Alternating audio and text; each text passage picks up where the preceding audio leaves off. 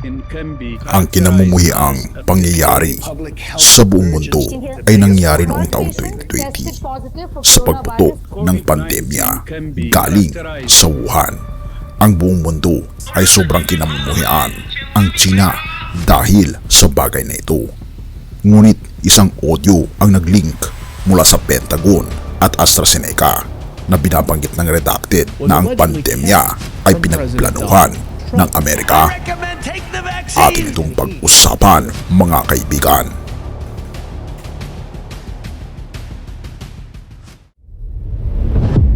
Nauugnay ba ang Pentagon sa pandemya ng COVID-19? Kamakailan lamang, may nagleak na audio mula sa AstraZeneca na nagpapahiwatig na ito ay maaring totoo nga. Ito rin ay ayon sa isang vlog ni Redacted. Ang leak audio ay nagpapakita na inilalagay sa kategorya ng pambansang banta sa seguridad ang COVID-19 ng Department of Defense ng United States noong February 4, 2020. Ayon kay Sasha Latova, isang dating pharma executive na ngayon ay investigative journalist, ito ay tila ipinagkait na impormasyon kay President Donald Trump ayon sa kanyang Substack coverage. Isinalaysay ni Latova ang leak audio kasama ang CEO ng AstraZeneca na si Pascal Soro at si Vice President Mark Asser na namamahala sa programang pagbuo ng monoclonal antibodies. Ika pa dito, nag-uusap sila tungkol sa tagumpay ng pag-aaproba para sa monoclonal antibody sa United States noong huling bahagi ng 2020.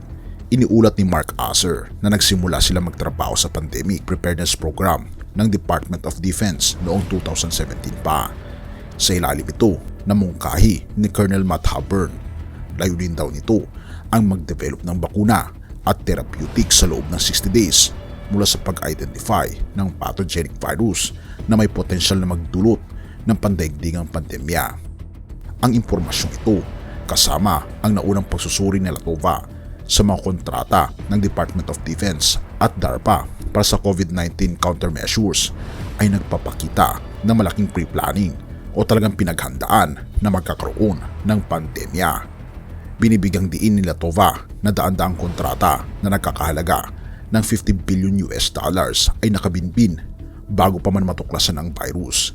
Ang leak audio ay nagpapakita rin na unay nagtatrabaho ang AstraZeneca sa pan-influenza models pero napilitang mag-switch sa COVID-19 noong February 4, 2020 nang tawagan sila ng DOD para simulan agad ang trabaho sa mga proyektong may kinalaman sa COVID. Ang timeline ay nagbibigay daan sa mga tanong tungkol sa kaalaman ni President Trump sa sitwasyon sa pagmamalasakit ng DOD na inumpisahan ang pagtugon sa pandemya nang hindi siya inaabiso. Sinabi ni Latova na ang pagbabago ng posisyon ni Trump ukol sa lockdowns noong March 10 to 11 ay nagtugma sa mga aksyon ng DOD. Ang leak audio ay iba pang ebidensyang nagpapahiwatig na isang malaking bahagi ng industriya ng gamot sa pamamagitan ng MCDC consortium ay nakasangkot sa pre-planned na aktibidad. Sa buod, tila ang motibasyon sa likod ng pag-orkestra ng pandemya ay isang kombinasyon ng negosyo, kapangyarihan at kontrol. Ang industriya ng gamot ay naharap sa problema sa kita at siya ay nangangailangan ng bagong portfolio ng isang intellectual property at umaasa sa kanila ang Pentagon para sa pondo.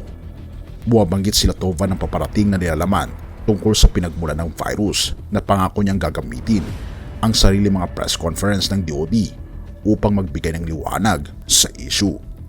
Sa tingin mo, kaibigan, ano ang masasabi mo patungkol sa topikong ito? Totoo kaya na inorkestra lang ng United States of America ang pandemya para pagkakitaan ang buong mundo? I-comment mo naman sa ibaba ang iyong komento. At salamat, kaibigan, sa iyong pakikinig. At isa lamang babala, ang mga bagay na ito ay hindi naman natin pinatotohanan at hindi rin natin pinasisinungalingan. Nasa iyo ang pagpapasya at pagre-research sa bagay na ito. 1:14 verse 6. Sumagot si Jesus, "Ako ang daan, ang katotohanan at ang buhay.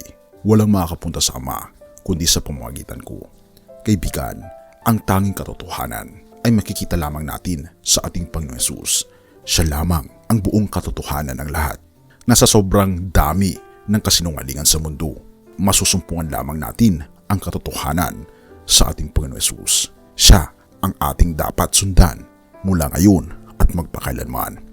Purihin ang ating Panginoong Diyos at salamat kaibigan sa iyong panonood. Tayo manalangin. Ama naming banal, makapangyarihan naming Diyos, kayo po ang tunay na daan, ang tunay na landas sa mga taong nawawala at kami Panginoon iyon. Tulungan kami Panginoon na masumpungan ang katotohanan, masumpungan ang tunay na landas ng kaligayahan at makita nawa namin Panginoon ang pinakaplano po ninyo sa bawat isa. Bigyan kami Panginoon ng tamang mga landasin at tulungan kami na magpasya na sundan ang aming Panginoon Hesus mula ngayon at magpakailanman. Purihin ka o aming Panginoon Diyos at patawarin po kami sa lahat ng aming pagkukulang at pagkakasala sapagkat ito aming samot hiling sa matamis na pangalan ng aming Panginoon Hesus. Amen.